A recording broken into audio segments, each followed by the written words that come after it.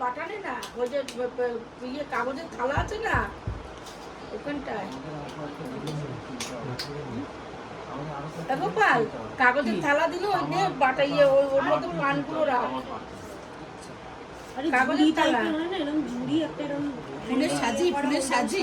আর ওটা বলছে না যে পানের খিলি বানাচ্ছে কাগজের থালা দিয়ে না এখন সাজির পাশে চন্দনের বাটি দেওয়া থাকে চন্দন ছোট একদম পাতলা পাতলা আমার বাটি কি রাখবে সেই তো আমার বাটি এখন দরকার পড়েছিল। হ্যাঁ লাগে আমার বাটি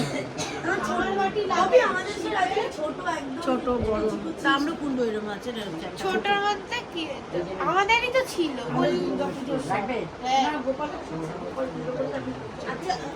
গোপাল বলছি ওই শিবকে কি পাথরের রাগি নাকি বলে শিব রাগি হন সাদা পাথর পানি খেতে সাদা পাথরের শিবলিঙ্গ পূজা করতে নেই।